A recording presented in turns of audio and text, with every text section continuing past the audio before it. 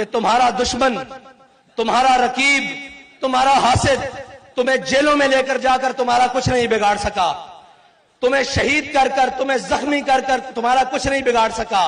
اب وہ تمہاری صفوں میں دراڑیں پیدا کرنے کی کوشش کر رہا ہے۔ اپنے ہاتھ دوسرے بھائی کے ہاتھ میں ایسے تھام لو، عہدوں کی کیا بات ہے یار،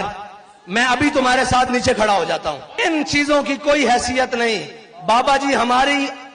آنکھ میں سونا اور مٹی برابر کر کے گئے ہیں۔ ہم سب کی منزل وہ ہے کہ ہم نے حضور کے دین کو تخت پر لانا ہے، اور اس کے لیے ہم نے آپس میں جو اپنے بھائی ہیں ان کے بازو پکڑ کے رکھنے ہیں، اور نہیں جانا اس طرف۔ یار مجھے کوئی اونچی بات ہو بھی گئی ہے، میری شان میں کوئی گستاخی ہو بھی گئی ہے تو کیا بات، تو یہ تو دیکھ کہ جب تیرے نبی کے بارے میں گستاخی ہوئی تو یہ تو بندہ میدان عمل میں تھا یا نہیں۔ اب دشمن کی آخری ضرب ہے، وہ آپ کی صفوں کو توڑنا چاہتا ہے، لیکن آپ اپنی صفیں زیادہ مضبوط کر کے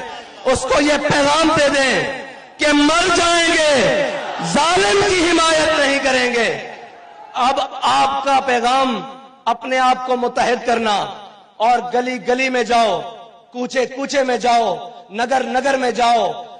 ہر دروازہ کھٹکاؤ، انہیں بتاؤ کہ امت کے اصل وارث آ گئے ہیں، قوم کے حقیقی ترجمان آ گئے ہیں، پاکستان کو اپنی منزل کے تک پہنچانے والے وہ لوگ حضور کے غلام آ گئے ہیں، جن کو نہ اقتدار کی لالچ ہے، نہ جناب پیسے کی ہوس ہے۔ ان کو اگر کسی مقصد کی لالچ ہے وہ یہ ہے کہ یہ امت حضور سید عالم صلی اللہ علیہ وسلم کے دامن سے وابستہ ہو کر خوش